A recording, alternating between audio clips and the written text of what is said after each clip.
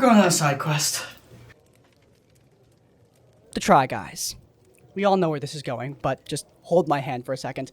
The Try Guys are a big success story on YouTube. I mean, they were once just a part of BuzzFeed, but they went independent and grew their own channel to the tune of millions of subscribers. Each of the 4 founding members, they each played an important role. You had Eugene, who was like the cool, aloof one, who, by the way, has probably the most iconic coming out video of all time. Keith, he's the enthusiast, bringing the energy up, while Zach, he's more the straight man who keeps him on the rails. Finally, there's Ned, who was, married? Okay, I'm joking, but like, it was actually an important part of their brand. I mean, family content on YouTube, it's big. I have my own opinion on stuff like family vlogging channels, but generally speaking, that kind of stuff, it is riveting. People like tracking the journeys of spouses and parents, and Ned, he was going through that as the only member of the Try Guys who was married when they started out the channel. Some of their most popular videos are tracking his journey as a husband, as a father, and on their channel just in general. He was constantly talking about how much he loved his wife. So, you know, it would be really, really awkward for everyone involved if it turns out that he was cheating on his wife or something, right? On Labor Day weekend, multiple fans alerted us that they had seen Ned and an employee engaging in public romantic behavior. Yeah, not only was he cheating on his wife, which obviously ruined that wife guy image that he painstakingly built up, and also ruined and shattered his marriage, but on top of that, he was cheating on his wife with an employee at the company. This situation was incredibly messy and resulted in a massive public blow-up for the Try Guys, Ned Fulmer, and his ex-wife Ariel. But somehow, Ned Fulmer made it worse, because only a few weeks ago, he made his return as a podcast bro. So today on Critical Failure, we're going to be covering the scandal and return of Ned Fulmer, a podcast under siege, a marriage ruined, and of course, whiny white boy voice just to top it all off. It's perfect for one of these videos. So, without further ado, y'all, what the hell happened? 3 years ago, I cheated on my wife with my producer. We feel saddened, not just personally, but on behalf of our staff and our fans who believed in us. Okay, so I'm gonna give you the spark notes on the whole affair because not everyone has every detail of Ned Fulmer's life memorized. Like I said, this guy spent so long being the wife dude on the Try Guys channel that it turned into a running joke that he, if anything, talks about his wife too much. My wife. My wife. My wife. My wife. My wife. My wife. My wife. My wife. My wife. My wife. My wife. My wife. My wife. My wife. My wife. Oh boy, just a few of the many, many clips on the Try Guys channel that have aged like rotten milk. But the scandal wasn't exposed by anyone in the Try Guys. It was actually exposed by fans. Look, Ned is a public figure. He's seen in public. And he was seen in public with another woman. A woman who, by the way, appeared on camera on the Try Guys. Like, the woman he was cheating with, she was not a main cast member by any means. She was a producer on the show. But like with Smosh or Dimension 20, occasionally behind-the-scenes crew come onto camera, and that was the case here. Ned was having a very public affair. They were going to restaurants together. They were going to concerts together. People were taking pictures, and those pictures were making it to the Try Guys and to Ariel. Fans were asking some very reasonable questions of, hey, what the hell is Ned doing with this other woman? Why is Ariel not in the picture? And yeah, those questions led to the very natural conclusion. Ned, famous wife guy, is cheating on his wife. This blew up and the Try Guys needed to respond. This affair is not just some TMZ petty scandal, okay?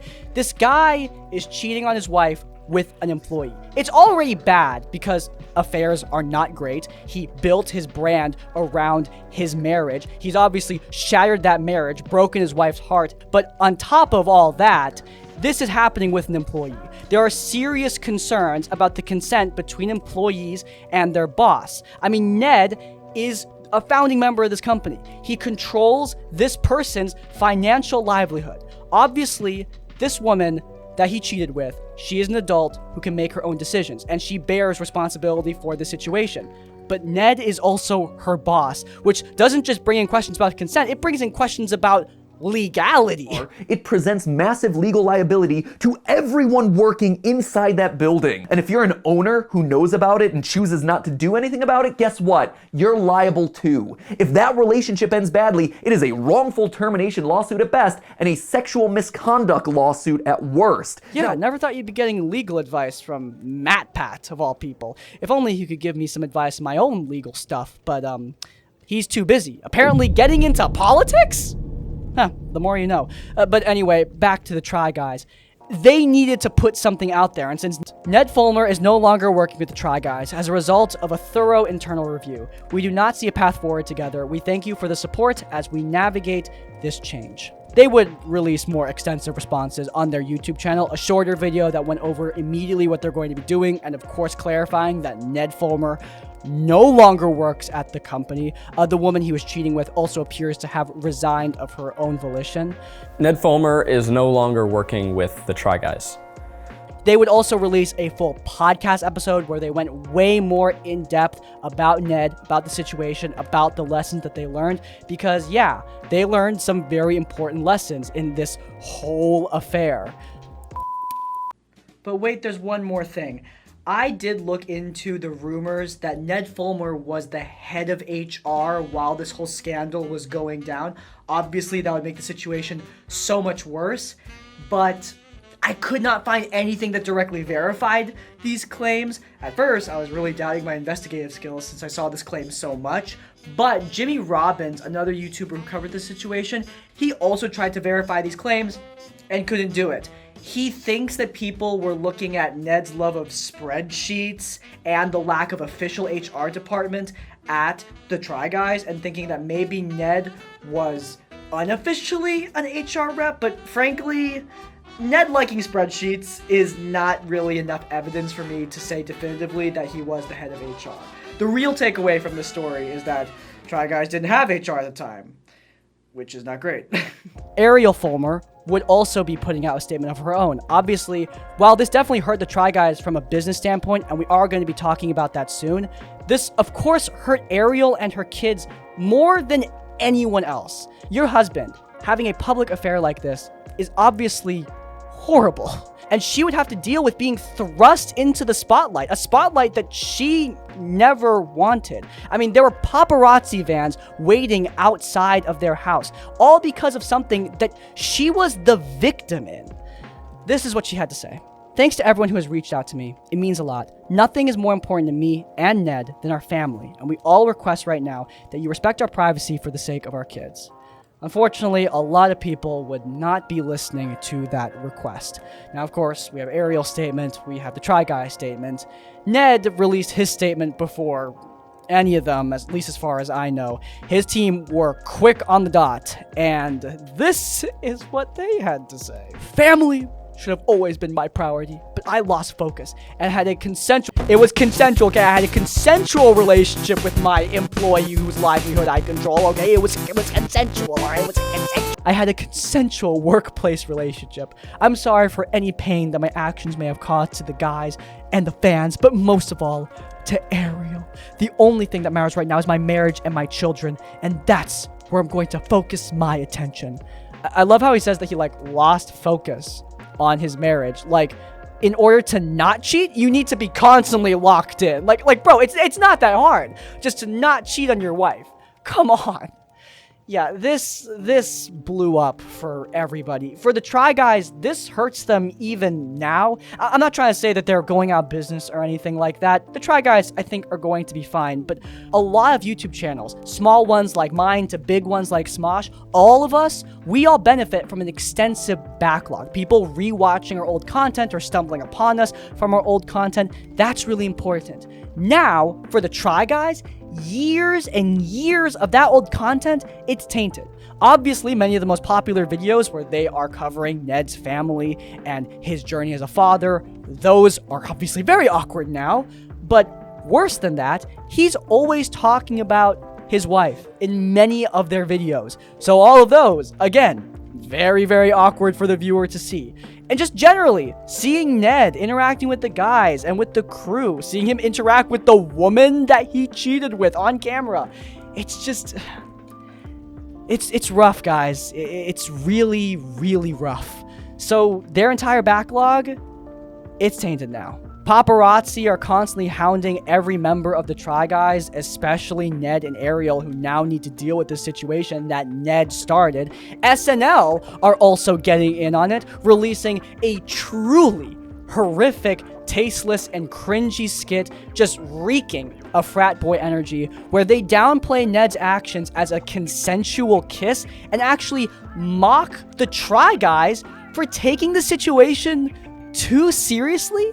I'm trying to understand why this story is such a scandal. Was this affair non-consensual? No, worse. He committed the heinous act of having a consensual kiss and not telling us, his friends.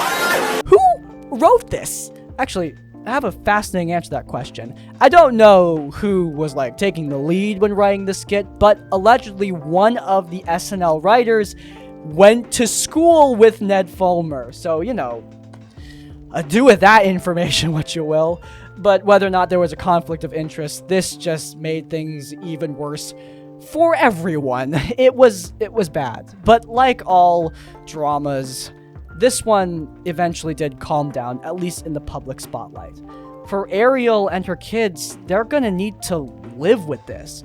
Her children have to grow up knowing that their last name is forever associated with a big public blow-up involving an online affair with their father. That's terrible. It's terrible.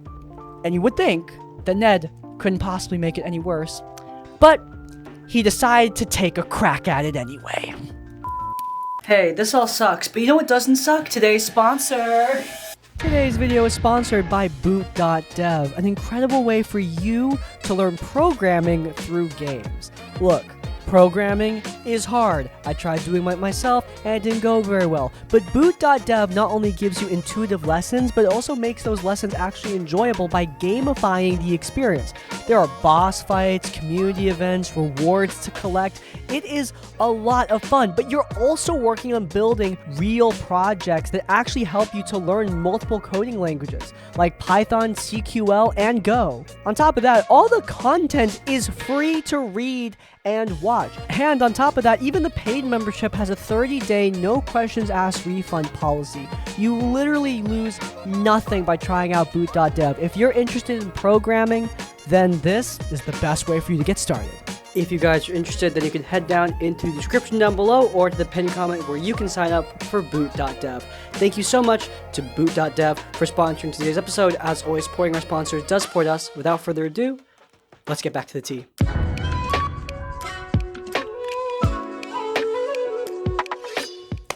Rock Bottom with Ned Fulmer. Siri, give me an example of a bad idea. She comes up with this as the first result. Rock Bottom is essentially a podcast that aims to look at people who have hit rock bottom in some way, shape, or form. It could be due to an addiction, an arrest, looking at these people and finding empathy with their rise back from the bottom. And of course, Ned, having hit rock bottom himself, he's the best guy for it.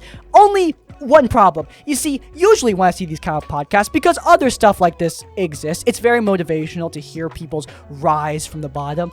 The problem is that those people are, generally speaking, sympathetic. They made a mistake. They were an addict. They were someone who was struggling with something. Ned, he was the person who was causing the struggle. He wasn't a victim. He was the victimizer. So him hosting the show with anyone would be extremely awkward. But you know what would make it even more awkward somehow?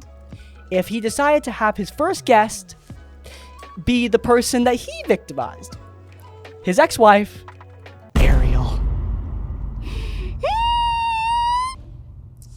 Well, here we are. Back again. again. Oh boy, here we go.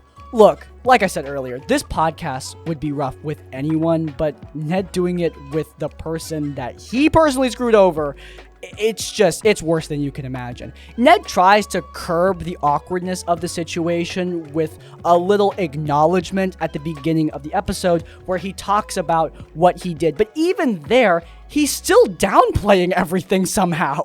3 years ago, I cheated on my wife with my producer.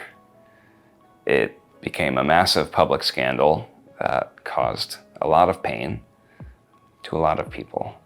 He's still downplaying the situation by framing the person he was cheating with as being a producer and not an employee who worked under him. It's also funny because he sort of acknowledges, just for a moment, how that relationship could be creepy, but doesn't stop the fact that he's actively downplaying it throughout this opening monologue. It just reeks, the whole thing, it just reeks of a guy who is trying to say, like, look, what I did was bad, but come on. Think about how it hurt me.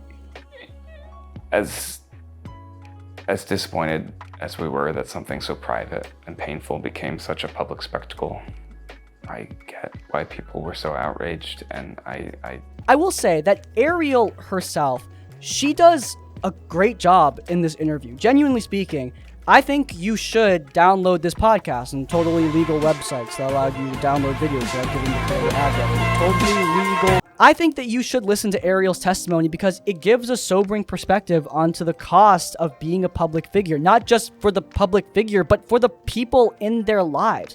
I mean, we often hear stories about infidelity in the moment, like immediate reactions. But this is years on. Ariel's looking back on this situation and reflecting after years of therapy. She gives an emotional and powerful account of the situation, reflecting on how it affected her and her own self-worth, how it hurt her.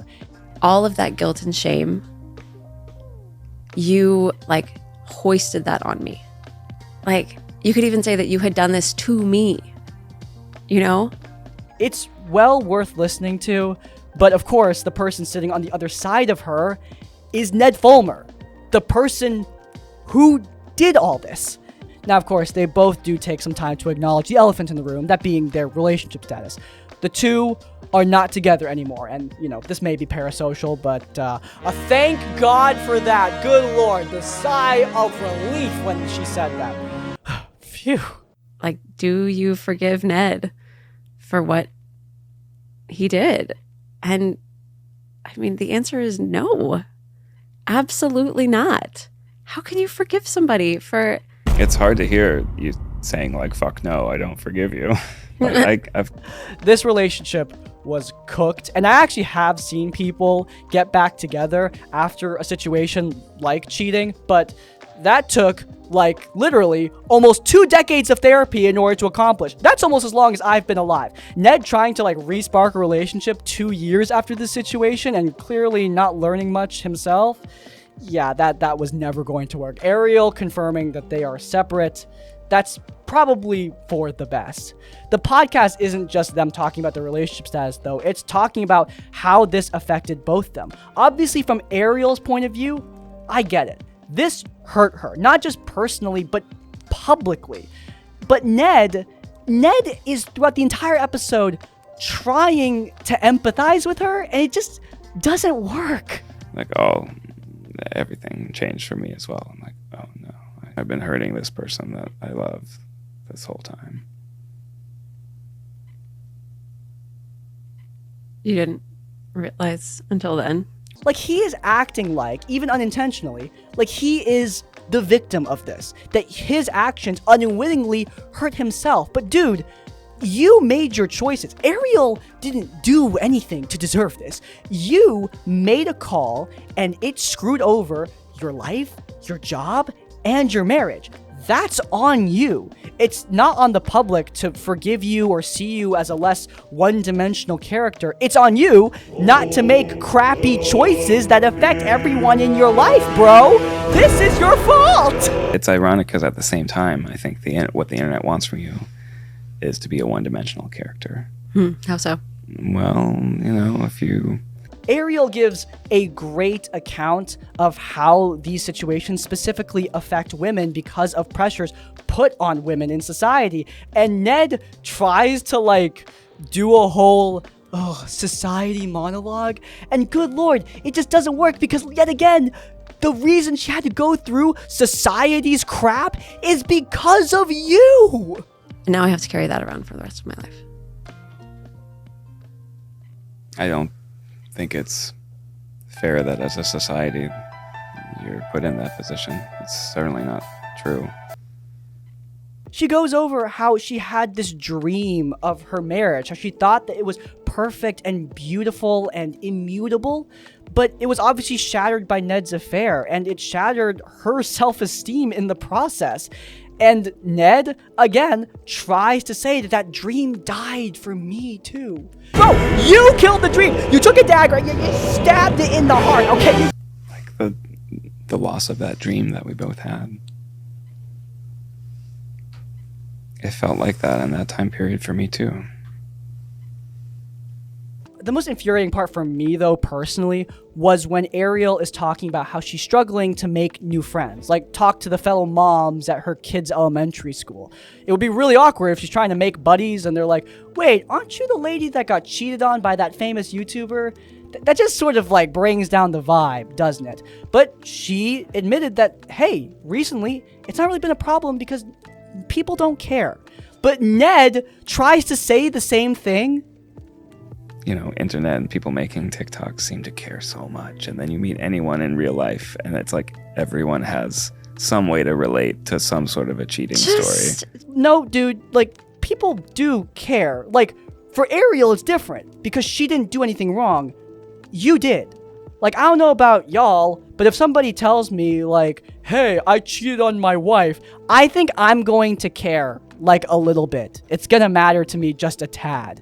And Ned saying that, like, people in his real life don't care just reeks of normalization. He even tries to say that everyone has a cheating story, which, okay, sure, that might be true, man, but that doesn't mean it's okay or excusable. Of course, I do need to bring up what everyone is talking about when they mention this podcast, and that is Ariel's, like, little digs towards Ned. She says explicitly that their kids are her kids, not his. She also digs directly into the concept of his podcast, directly calling him not interesting, which, like, damn. Connect with people and empathize with people. What? No, I don't know. I'm just. You think you're interesting enough? No, I don't. In the aftermath of this episode, Ned tried to release a few more. I imagine this podcast is going to keep on going, but I mean, legitimately, the most recent episodes are getting less views than what, like, I get. I don't think that this is going to be a very successful show, partially because, if I'm being honest, Ned's a very mediocre host. I'm not just saying that because I don't like the guy, okay? Genuinely speaking, I did approach this from the objective lens of, is this guy a good host or not? And he's just not. He's very awkward. He mumbles a lot. It was really bad in the Ariel episode, predictably, because, like, this is the ex-wife he cheated on. It's obviously going to be awkward between the two of them. But even with guests that I assume he's not familiar with, there's just this very dry air to him. He's not super interesting, like Ariel said. And obviously, the guests, they're doing their part. But podcasting isn't just about being a blank slate and having an interesting guest. It has to be a conversation. Ned is just not very good at that. I'm sorry. I don't think this podcast would be successful on its own just because of that. But on top of that problem, Ned, because of his actions, fundamentally cannot host people like this. The juxtaposition between people who are sympathetic, who have gone through something horrible, juxtaposed next to Ned, who did something horrible, it just doesn't work. And if he invites people who are on his same level, people who did horrible things, well, then I guess the whole podcast is going to be unlikable. It doesn't work either way. So, with that being said, with Ned's story seemingly concluded in a permanent YouTube flop era where he's doomed to make less than part-time McDonald's salary on his podcast, what's the lesson to take here?